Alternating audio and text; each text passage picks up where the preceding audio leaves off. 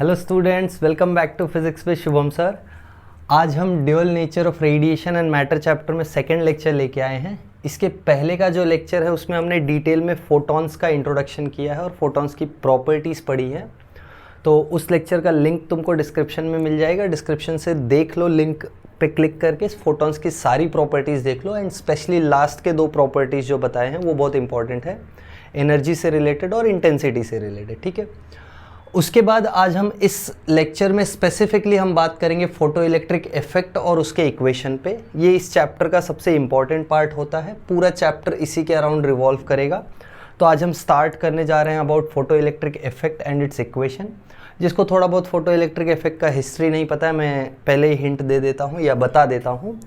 This is the effect और this is the equation for which Einstein got the Nobel prize. Einstein को जो Nobel prize मिला है वो इस इफेक्ट के इक्वेशन के लिए मिला है, ना कि दूसरे किसी थियरी के लिए। जैसे आज हम आइंस्टाइन को जानते हैं E=mc² के लिए, या फिर जनरल थियरी ऑफ रिलेटिविटी जिनको मालूम हो, ग्रेविटी की जो थियरी दी है आइंस्टाइन ने, इन दो थियरीज़ के लिए ज़्यादा हम जानते हैं। बट आइंस्टाइन को जो नोबेल प्राइज़ मिला है वो इस इक्वेशन के लिए मिला है, जिनको नहीं पता है उनके लिए। ठीक है, चलो आज इस इक्वेशन को समझेंगे और इस इफेक्ट को समझेंगे, क्या होता है फोटो इलेक्ट्रिक इफेक्ट। हमको बेसिक चीज़ें पता हैं पहले से, जैसे फोटोन के बारे में हमको पहले से पता है, और हम यहाँ पे ट्राई करेंगे समझने का फोटो इलेक्ट्रिक इफेक्ट। चलो हेडिंग डालो, we have photoelectric effect.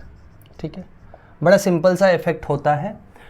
Photons जब आते हैं किसी मेटल सरफेस पे स्ट्राइक करते हैं तो इलेक्ट्रॉन्स एमिट होते हैं, इसी को बोलते हैं फोटो इलेक्ट्रिक इफेक्ट, या फोटो इलेक्ट्रिक एमिशन भी इसको बोला जाता है। ठीक है, तो अब तुम बोलोगे ये इफेक्ट क्या आइंस्टाइन ने डिस्कवर किया था या ये एक्सपेरिमेंट आइंस्टाइन ने किया था? ऐसा नहीं है, आइंस्टाइन के पहले काफ़ी लोगों ने कर लिया था। जैसे बहुत ही स्पेसिफिक एक पेयर है हर्ट्ज़ एंड लेनर्ड। तो हर्ट्ज़ एंड लेनर्ड में हर्ट्ज़ जो है तुमको सबको मालूम हो, फ्रीक्वेंसी का यूनिट जिसके नाम पे है, इस पर्सन ने और इसके साथ में एक और पर्सन लेनर्ड, इन दो लोगों ने सबसे पहले फोटो इलेक्ट्रिक इफेक्ट को ऑब्जर्व किया और उसका थियरी सामने लाया। बाद में आइंस्टाइन ने इक्वेशन दिया फोटो इलेक्ट्रिक का, जिसके बाद में ये इफेक्ट सक्सेसफुली समझ में आया लोगों को विद द इक्वेशन। तो आइंस्टाइन बोल सकते हैं एक मैथमेटिकल बेसिस दिया उन्होंने इस इक्वेशन के लिए, आइंस्टाइन ने, and that is why Einstein is basically credited with the effect और basically the discovery of this emission. कैसा होता है एमिशन? देखो सिंपल है, एक मेटल अगर मेरे पास है और इस मेटल पे फोटॉन्स आते हैं, सपोज फोटॉन्स की फ्रीक्वेंसी न्यू है तो उसकी एनर्जी हो जाती है hν। ये सब हमने फोटॉन्स के प्रॉपर्टीज़ में पढ़ा हुआ है। तो इस इंसिडेंस ऑफ फोटॉन्स पे इलेक्ट्रॉन्स एमिट होते हैं from the surface of the metal. ये जो मेटल है, इस मेटल के सरफेस से, इसको मैं बोल देता हूँ इट्स अ मेटल। तो मेटल सरफेस पे जब भी फोटॉन्स आएंगे ऑफ सम फ्रीक्वेंसी, एक चीज़ ध्यान रखो, ये जो इफेक्ट है ना, इसके बारे में थोड़ा सा हम समझने का ट्राई करते हैं। मैंने फर्स्ट लेक्चर में, पिछले लेक्चर में डिटेल में समझाया था कि यहाँ हम रेडिएशन के पार्टिकल नेचर को समझने का ट्राई कर रहे हैं। किसका? रेडिएशन के पार्टिकल नेचर को। पार्टिकल नेचर कैसे, इस एक्सपेरिमेंट से कैसे रेडिएशन का पार्टिकल नेचर समझ में आता है? तो रेडिएशन जो है ना, वो पार्टिकल और वेव दोनों तरीके से बिहेव करता है। मैंने पहले ही बोला है तुमको, यहाँ इस इफेक्ट में रेडिएशन पार्टिकल की तरह बिहेव करता है। ऐसा क्यों, ऐसा हम क्यों ऑब्जर्व करते हैं या ऐसा होता ही क्यों है? तो अगर रेडिएशन वेव होता, ध्यान से सुनना ये बात, ये स्टेटमेंट ध्यान से सुनना जो मैं बोल रहा हूँ, ऑब्जर्व किया गया और इस मेटल सरफेस पे रेडिएशन इंसिडेंट कराए गए अलग अलग फ्रीक्वेंसी के, तो क्या ऑब्जर्व किया गया? ज़रा ध्यान देना। ऑब्जर्व ये किया गया कि रेडिएशंस जब आ रहे हैं इस मेटल सरफेस पे, तो कुछ रेडिएशंस है जिनके लिए इलेक्ट्रॉन्स निकल ही नहीं रहे हैं, यानी एमिशन हो ही नहीं रहा है। कुछ रेडिएशंस ऐसे हैं, वो भी कौन से रेडिएशंस, वो भी स्पेसिफिकली कौन से रेडिएशंस? ऐसे रेडिएशंस जिनकी फ्रीक्वेंसी सर्टेन लेवल से हाई। सर्टेन लेवल से फ्रीक्वेंसी हाई होना मतलब एनर्जी सर्टेन लेवल से हाई होना। तो हमने ऑब्जर्व किया कि जब फोटॉन्स की एनर्जी एक मिनिमम एनर्जी से ज़्यादा होती है तब इलेक्ट्रॉन्स बाहर निकलते हैं, और जब उस एनर्जी से कम होती है तब इलेक्ट्रॉन्स बाहर नहीं निकलते हैं। तो अगर रेडिएशन जो आ रही है वो वेव होती, तो कंटिन्यूसली एनर्जी आ रही है, एक टाइम पे एनर्जी इतनी हो जाती कि इलेक्ट्रॉन बाहर निकल जाता, अगर रेडिएशन एक वेव होता। But since radiation is not behaving like a wave here, instead ये रेडिएशन जैसे आता है तुरंत ही इलेक्ट्रॉन निकलता है। तो दो चीज़ें हैं, पहला ये जो फिनोमेना है ना इलेक्ट्रॉन के निकलने का, वो इंस्टेंटेनियस है, तुरंत है। तो तुरंत कैसा सिचुएशन है मालूम है? तुरंत ऐसा है कि जैसे समझो ये एक इलेक्ट्रॉन पड़ा हुआ है और यहाँ से एक फोटोन पार्टिकल की तरह आया और इसको स्ट्राइक करके यहाँ भेज देता है। एग्जाम्पल के लिए गोटियाँ, मार्बल्स होते हैं ना, ऐसे एक मार्बल रखा, दूसरे मार्बल से मारा, वो मार्बल मूव करके चला गया। ऐसा एनोलॉजी है यहाँ पे इंस्टेंटेनियस।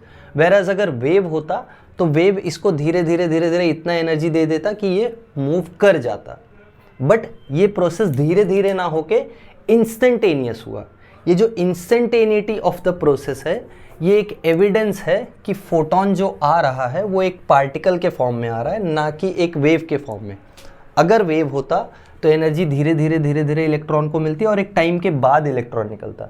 बट हमने क्या ऑब्जर्व किया, जैसे ही फोटोन आता है, अगर फोटोन की एनर्जी सफिशिएंट है तो इंस्टेंटली इलेक्ट्रॉन निकल जाता है। तो ये कुछ ऐसा सिचुएशन है। देखो यहाँ एक बड़ा सा बॉल रखा हुआ है, यहाँ से छोटा छोटा बॉल आ रहा है और इसको हिट कर रहा है।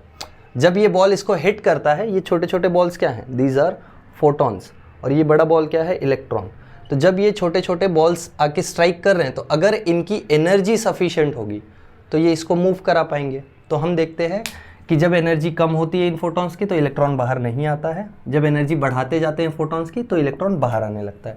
यानी बेसिकली सारे फोटॉन्स के लिए, सारे रेडिएशंस के लिए एमिशन नहीं होता है। कौन से रेडिएशंस पे एमिशन स्टार्ट होता है? तो स्पेसिफिकली एमिशन स्टार्ट होता है यूवी रेडिएशन पे। किस पे स्टार्ट होता है? यूवी रेडिएशन पे। यूवी रेडिएशन से आगे बाकी के रेडिएशंस पे एमिशंस होते हैं, बट हमको स्पेसिफिकली यूवी रेडिएशंस का ही बात करना होता है। तो इसमें तीन चीज़ें हैं। एक तो ये फोटोन जो एनर्जी लेके आ रहा है वो, एक इलेक्ट्रॉन बाहर निकलेगा तो जो एनर्जी लेके निकलेगा वो, और एक तीसरा इसमें पैरामीटर है जिसको हम बोलेंगे वर्क फंक्शन। ये ठीक से समझ लेंगे तो इक्वेशन अच्छे से समझ में आ जाएगा। वर्क फंक्शन को हम बोलते हैं phi. What is work function? अब देखो ये फोटोन आया एनर्जी लेके और इलेक्ट्रॉन को इसने स्ट्राइक करके बाहर निकाला। तो जब तक ये इलेक्ट्रॉन अंदर है तब तक इस इलेक्ट्रॉन को इसके न्यूक्लियस ने पकड़ के रखा है। ये तो कॉमन फैक्ट सबको पता होगा, इलेक्ट्रॉन ऐसे फ्री तो होता नहीं है, इलेक्ट्रॉन के ऊपर न्यूक्लियस का अट्रैक्शन तो होता है ना। तो जब ये फोटोन आएगा तो सबसे पहला काम इसका क्या होगा कि उस इलेक्ट्रॉन को उसके न्यूक्लियस से फ्री करे। जब तक वो न्यूक्लियस से फ्री नहीं होगा तब तक बाहर जा ही नहीं पाएगा ना। अरे जैसे मैं बोलूँ मुझे घाटकोपर जाना है, बट जब तक मैं इस घर से नहीं निकलूँगा तब तक घाटकोपर जाऊँगा कैसे? Do you understand the point? Ghatkopar की जगह तुम कोई भी पॉइंट रख सकते हो। वैसे ही इलेक्ट्रॉन को जाना है सरफेस के बाहर, बट सरफेस के बाहर कब जाएगा? जब अपने न्यूक्लियस के पुल से, अपने एटम से बाहर निकलेगा। तो इमीडिएट प्रॉब्लम कहाँ है? एटम में। इमीडिएट ऑपोजिशन कहाँ मिलेगा? एटम में। तो ये जो वर्क फंक्शन है ना, work function is basically that minimum amount of energy which is required for the electron to escape the nucleus. ध्यान से सुनना क्या बोला, मैं यहाँ पे लिख देता हूँ। चलो, it is the minimum amount of energy required to free the electron from its nucleus। उसके न्यूक्लियस से फ्री करने को जो एनर्जी चाहिए वो उसका वर्क फंक्शन है। तो वर्क फंक्शन जो है वो सबसे इंपॉर्टेंट चीज़ है। जब तक इलेक्ट्रॉन न्यूक्लियस से नहीं निकलेगा तब तक तो सरफेस से बाहर निकल ही नहीं सकता ना। जब तक मैं इस घर से बाहर नहीं निकलूंगा तब तक मैं घाटकोपर जाने का कोई चांसेस नहीं है, घाटकोपर जाने का चांसेस ज़ीरो है। Do you understand the point? But अगर एक बार मैं घर से निकल जाऊं तब मेरे घाटकोपर जाने के चांसेस हैं। हो सकता है उस केस में भी मैं घाटकोपर नहीं पहुंच पाऊँ, रीजंस बहुत सारे हैं। मैं यहाँ से स्टेशन तक जाऊँ, कोई इमरजेंसी आ जाए, कुछ भी हो सकता है। वैसे ही इलेक्ट्रॉन जब न्यूक्लियस से निकल जाता है तो भी चांसेस होता है कि एमिशन नहीं हो सकता है आगे जाके इलेक्ट्रॉन किसी चीज़ से टकरा जाए। दूसरे आयंस भी होते हैं ना, दूसरे एटम्स भी होते हैं, किसी एटम से कोलिजन करके उसकी एनर्जी डाउन हो जाए, वो वापस आ जाए। Do you understand this? तो वर्क फंक्शन तो एटलीस्ट इतनी एनर्जी तो चाहिए इलेक्ट्रॉन को बाहर निकालने के लिए। इससे ज़्यादा जो भी दोगे उसमें एमिशन हो जाएगा। तो यही रीज़न है कि जो हम फोटॉन्स इस पर डाल रहे थे, तो जब तक फोटॉन की एनर्जी वर्क फंक्शन जितनी नहीं हो रही थी तब तक एमिशन दिखाई ही नहीं दे रहा था।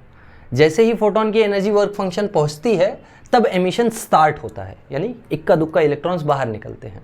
उसके बाद और एनर्जी बढ़ाते जाओ तो अब ज़्यादा इलेक्ट्रॉन्स निकलेंगे। अंडरस्टूड? सो एक तो वर्क फंक्शन है, एक तो फोटॉन का एनर्जी है, और एक ये इलेक्ट्रॉन्स की काइनेटिक एनर्जी है। तो तीन चीज़ें हैं जिसमें हमको रिलेशन देखना है। So now will talk about the photo electric equation. देखो क्या है फोटो इलेक्ट्रिक इक्वेशन।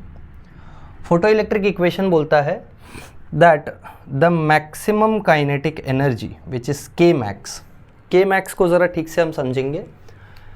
के मैक्स वो एनर्जी है, वो मैक्सिमम एनर्जी है जो इलेक्ट्रॉन लेके बाहर निकल सकता है। अब तुम बोलोगे सर ज़रूरी थोड़ी कि हमेशा इलेक्ट्रॉन मैक्सिमम एनर्जी लेके ही निकलेगा। Correct, understood. इसको हम थोड़ा एक एनालॉजी से समझते हैं।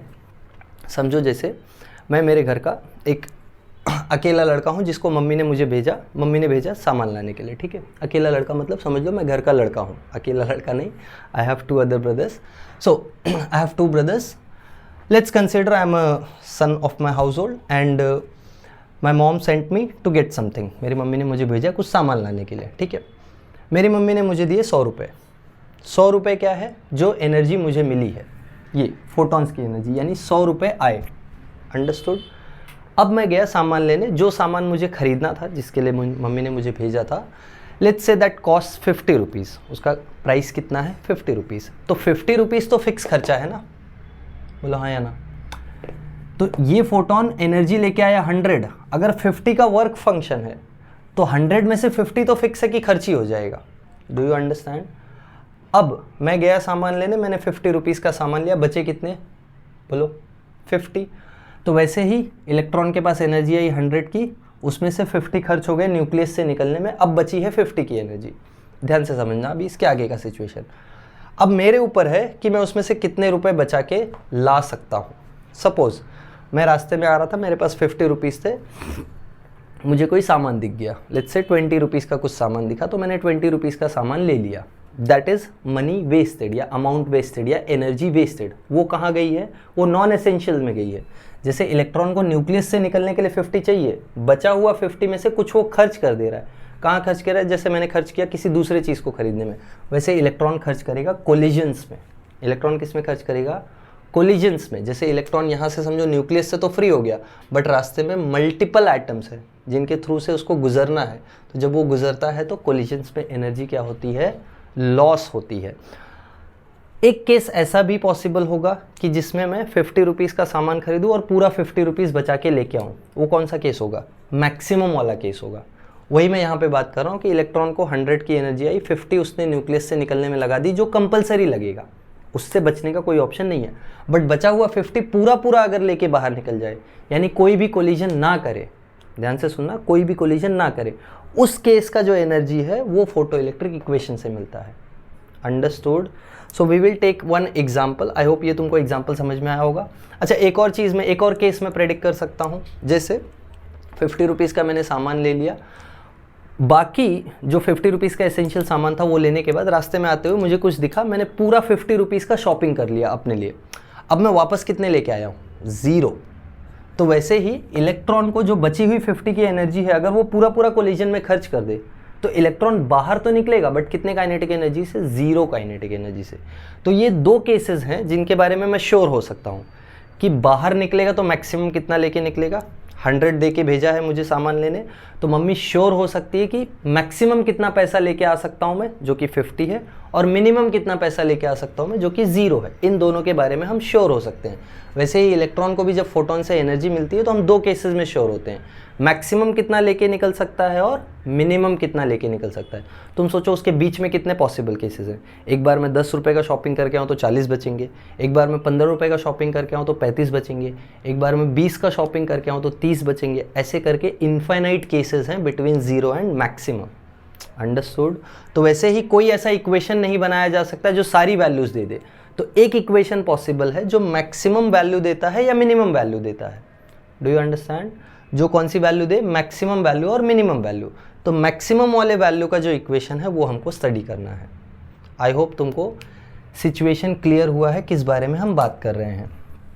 फोटोन की एनर्जी न्यूक्लियस से निकालने में इलेक्ट्रॉन के लिए इतनी जाएगी, बचा हुआ एनर्जी इलेक्ट्रॉन कहाँ खर्च कर सकता है? कोलिजन्स के फॉर्म में। चांसेस है कोलिजन्स में पूरा खर्च हो सकता है तो 0 लेके निकलेगा, चांसेस है कोलिजन्स में कुछ भी खर्च नहीं होगा तो मैक्सिमम लेके निकलेगा, और 0 से मैक्सिमम के बीच में और भी इनफाइनाइट चांसेस हैं। अंडरस्टूड? ठीक है, एक टेबल समझो, एग्जाम्पल लेके चलते हैं। सपोज फोटोन की एनर्जी ये रही, वर्क फंक्शन ये रहा, ये कोलिजन्स का एनर्जी मैं बोल देता हूँ खर्च वाला, कोलिजन्स में एनर्जी वेस्टेड, ठीक है। और लास्ट में लेके निकलता है काइनेटिक एनर्जी। देखो एग्जाम्पल समझो, कोई मेटल है जिसका वर्क फंक्शन है 4, हम इलेक्ट्रॉन वोल्ट में बात करेंगे। मैंने लास्ट लेक्चर में बहुत अच्छे से बोला है कि हमको यहाँ एनर्जी इलेक्ट्रॉन वोल्ट में ही रखनी है। तो सपोज एक मेटल है जिसका वर्क फंक्शन है 4 इलेक्ट्रॉन वोल्ट। इसका मतलब क्या है कि इस मेटल सरफेस के अंदर जो एटम्स हैं, उन एटम्स के इलेक्ट्रॉन्स को फ्री करने के लिए मिनिमम इतनी एनर्जी चाहिए, न्यूक्लियस से फ्री करने के लिए। अंडरस्टूड? ठीक है। मैंने एक फोटोन भेजा जिसकी एनर्जी है 10। एक्स्ट्रा कितनी एनर्जी लेके गया फोटोन? 6 की। तो 4 तो खर्च हो गई इलेक्ट्रॉन को न्यूक्लियस से निकालने में, बचा 6 में से अगर सपोज फोटोन ने 4 खर्च कर दिया कोलिजन में, तो बाहर कितना लेके निकला? बाहर लेके निकला 2 इलेक्ट्रॉन वोल्ट। क्या ये मैक्सिमम एनर्जी है जो बाहर लेके निकला है? नहीं। कौन सी मैक्सिमम होगी? जब इलेक्ट्रॉन कोलिजन में कुछ भी खर्च ना करे।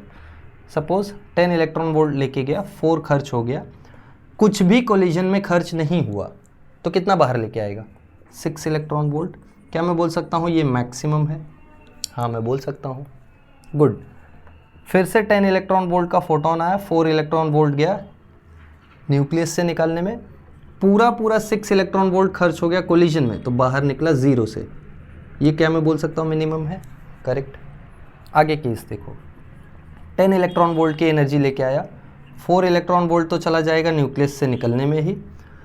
अब इसको इतने कोलिजन्स करने पड़ रहे हैं, ध्यान से सुनो क्या बोल रहा हूँ। अब इलेक्ट्रॉन को बाहर निकलने के लिए, सरफेस के बाहर जाने के लिए इतने कोलिजन्स करने हैं कि जिसमें 7 इलेक्ट्रॉन वोल्ट की एनर्जी जाएगी। इसमें 7 इलेक्ट्रॉन वोल्ट की एनर्जी जाएगी। अंडरस्टूड? 10 इलेक्ट्रॉन वोल्ट है, 4 इलेक्ट्रॉन वोल्ट तो न्यूक्लियस से निकलने को ही चाहिए, बचा हुआ 7 इलेक्ट्रॉन वोल्ट जो है वो इसको पूरा कोलिजन्स में जाने वाला है। तो क्या इस केस में एमिशन पॉसिबल है? नो, इसमें एमिशन ही नहीं होता है, क्योंकि अगर इलेक्ट्रॉन बाहर आएगा तो नेगेटिव काइनेटिक एनर्जी से बाहर आएगा। नेगेटिव मतलब कितना? देखो ना, 4 और 7 11, चाहिए 11, दिया 10 है, यानी -1। तो इस केस में एमिशन होता ही नहीं है। बात समझ में आई? All right. तो 2 इलेक्ट्रॉन वोल्ट वाला एक केस हमने लिया, जस्ट जनरल केस है, ऐसे बहुत सारे केसेस होंगे। तो अगर मुझे मैक्सिमम काइनेटिक एनर्जी की वैल्यू लिखनी है तो ये वैल्यू को मैं इग्नोर कर सकता हूँ, क्योंकि कोलिजन में कुछ भी एनर्जी नहीं जाएगी। कहाँ जा रही है एनर्जी? सिर्फ वर्क फंक्शन में।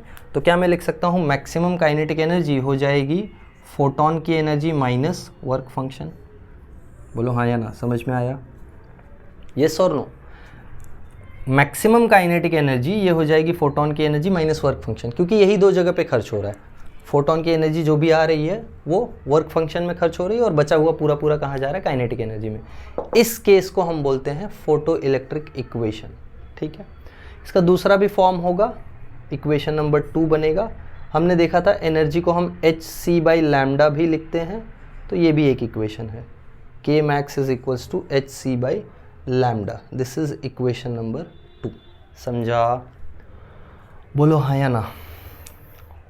ये जो इक्वेशन है, इसको समझाने के लिए इतना जो बड़बड़ किया है, जब तक तुम ये सिनेरियो को अपने लॉजिक के हिसाब से समझोगे नहीं, अपने अंडरस्टैंडिंग में बिठाओगे नहीं, तब तक ये इक्वेशन कुछ सेंस नहीं बनाएगा। तब तक तुम इसको ट्राई करोगे रटने का, k max equals to h nu minus 5, k max equals to hc/λ minus 5। उससे ट्रस्ट में कुछ फ़ायदा नहीं होने वाला है, तुम भूल जाओगे इसको बार बार।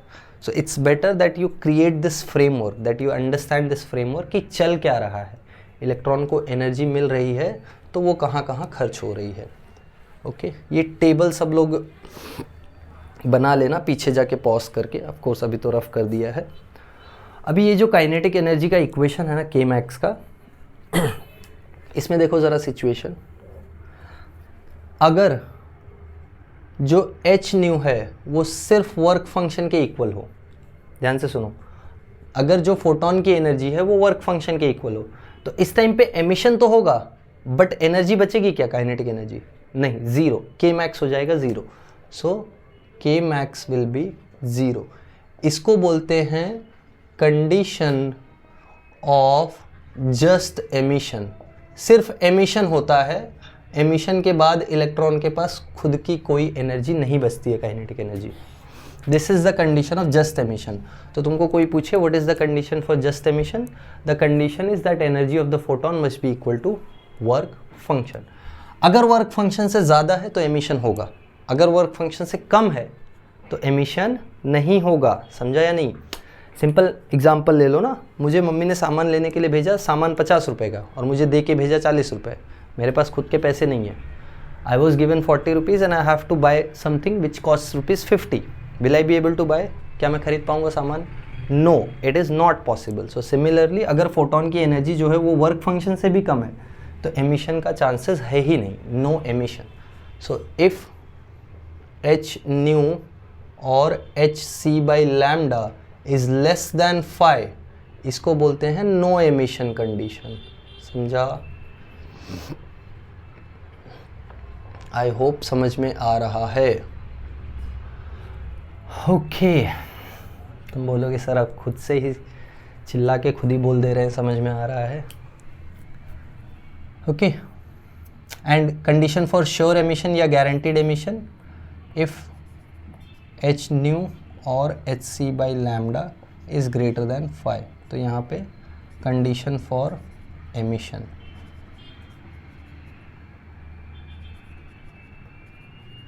यहाँ एमिशन होगा ही, यहाँ जस्ट एमिशन होगा और यहाँ एमिशन नहीं होगा, ठीक है। चलो ये पॉज करके नोट डाउन कर लो, फिर मैं 2 टर्म्स डिफाइन कर देता हूँ, थ्रेशोल्ड फ्रीक्वेंसी और थ्रेशोल्ड वेवलेंथ, और लेक्चर एंड कर देंगे।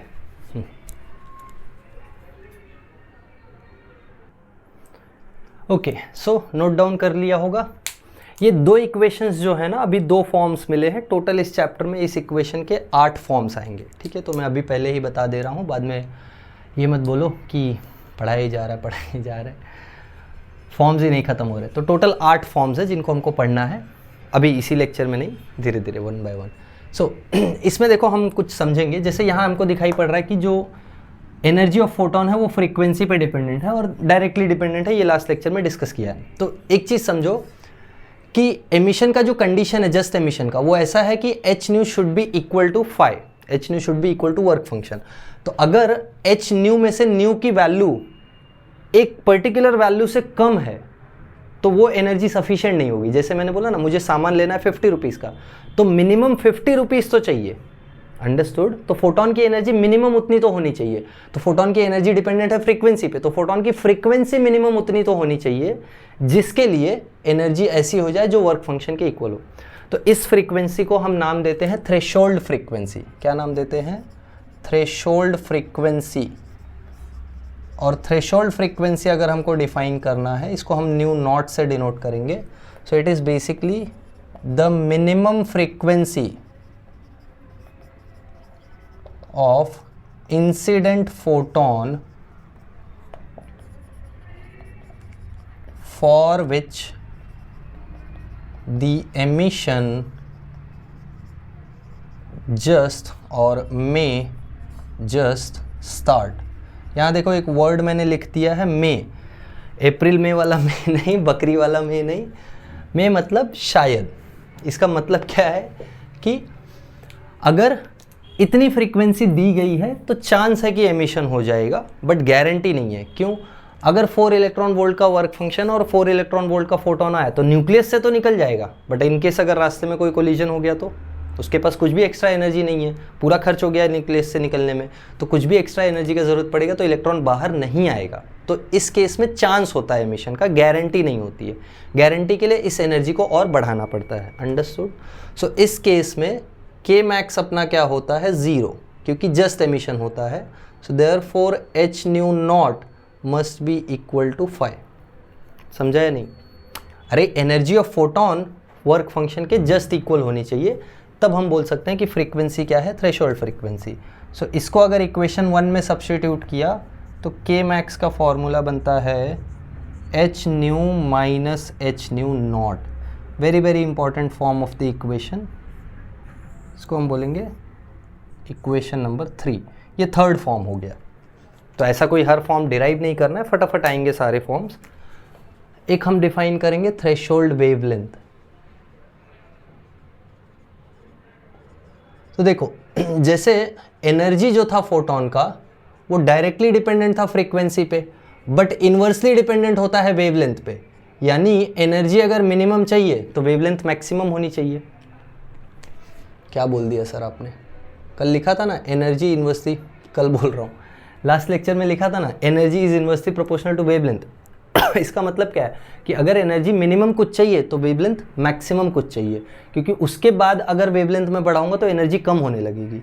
तो अगर मुझे एनर्जी एटलीस्ट कुछ रखना है और उससे ज़्यादा रखना है तो वेवलेंथ मुझे एट मैक्स कुछ रखना पड़ेगा और उससे कम रखना पड़ेगा।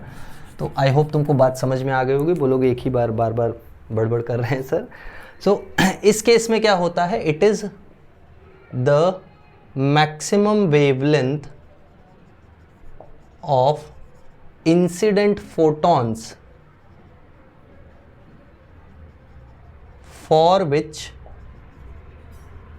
द एमिशन, बोलो एमिशन में जस्ट स्टार्ट। यहाँ भी वर्ड यूज़ किया है अप्रैल में वाला।